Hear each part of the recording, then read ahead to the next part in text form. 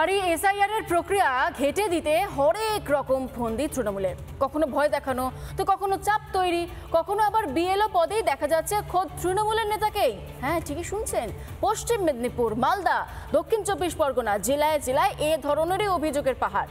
ইতিমধ্যে কমিশনের দ্বারস্থ হয়েছে এই ঘটনা নিয়ে বিজেপি।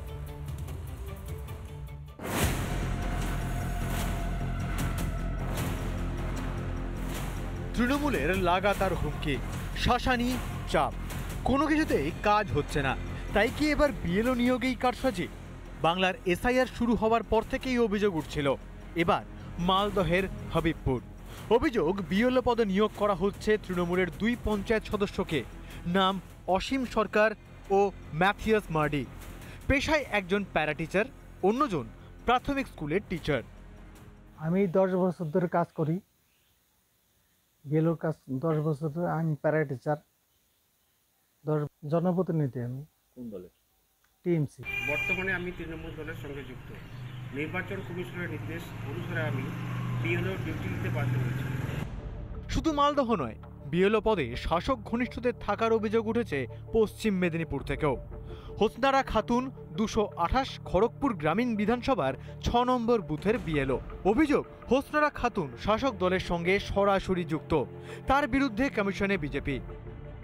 দীর্ঘদিন ধরে তৃণমূলের নেত্রী, এলাকায় দাপুরে তৃণমূল নেত্রী, মুকুল সামন্তর খুব কাছের লোক, দিনের নায়ের খুব কাছের লোক। সেই সূত্রে উনি বিএলও হয়েছেন। অভিযুক্ত বিএলওর দাবি, আগে রাজনৈতিক দলের সঙ্গে যুক্ত হলেও বর্তমানে কোনো যোগাযোগ নেই।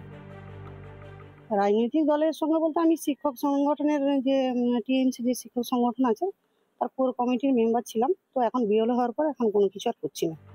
পূর্ব বর্ধমানের কাটোয়ায়ও বিস্ফোরক অভিযোগ। কুয়ারা গ্রামের 258 নম্বর বুথের বিএলও নাকি সেই বুথের তৃণমূলের বুথ সভাপতি। তৃণমূলের একজন বুথ সভাপতি, তিনিই আমার বিএলও দায়িত্ব পেয়েছেন এবং কাজ করছেন। এবার আপনারা বলুন, রাজ্যের মানুষ বলুন, এই এসআইআর কি নিরপেক্ষ হবে?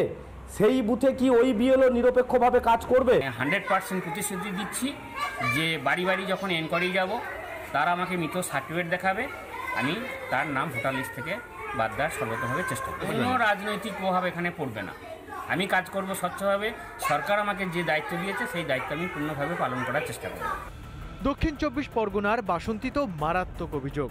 নফরগঞ্জ গ্রাম পঞ্চায়েতের তৃণমূলের পঞ্চায়েত প্রধান কামিনী সর্দার, তার স্বামী শম্ভু সর্দার 253 নম্বর বুথের বিএলও। প্রধানের স্বামী যদি বিএলও হয়ে থাকে তাহলে তো খুব স্বাভাবিকভাবেই প্রশ্ন উঠবে যে এসআইআর কাজের স্বচ্ছতা নিয়ে। এবং এখন থেকেই আমাদের ওখানকার যারা কার্যকর্তা আছেন তাদের কাছ থেকে আমরা খবর পেয়েছি বা পাচ্ছি যে উনি ইতিপূর্বে বিভিন্ন মানুষকে হুমকি দেখাচ্ছেন, চমকাচ্ছেন, তৃণমূলের ভয় আছে দ্বিজেনবাবুরা যে স্বর্গ থেকে নেমে এসে ভোট দেন, আর যে সমস্ত তাদের দুধেল গাইরা ভোট দেন তারা বাদ পড়ে যাবেন। এই স্বর্গ থেকে সিঁড়িটা যে রাবণের তৈরি করতে পারেননি, মমতা তৈরি করেছেন। এই স্বর্গের সিঁড়িটা আমরা ভেঙে দেবো, এইটাতেই মমতা ভয় পেয়েছে। হাতে কলমে তালিকা সংশোধনের কাজ করবেন বিএলওরা। সেই বিএলও পদেই শাসক দল ঘনিষ্ঠরা। সর্ষের মধ্যে ভূত ঢুকিয়ে গোটা প্রক্রিয়া হাত করার খেলা তৃণমূলের। রিপাবলিক বাংলা। নানা ধরনের কন্টেন্ট দেখার জন্য লাইক করুন, শেয়ার করুন আমাদের ফেসবুক পেজ, সাবস্ক্রাইব করুন আমাদের ইউটিউব চ্যানেল। পাশাপাশি অন্যান্য ব্রেকিং নিউজের জন্য অবশ্যই চোখ রাখুন রিপাবলিক বাংলায়।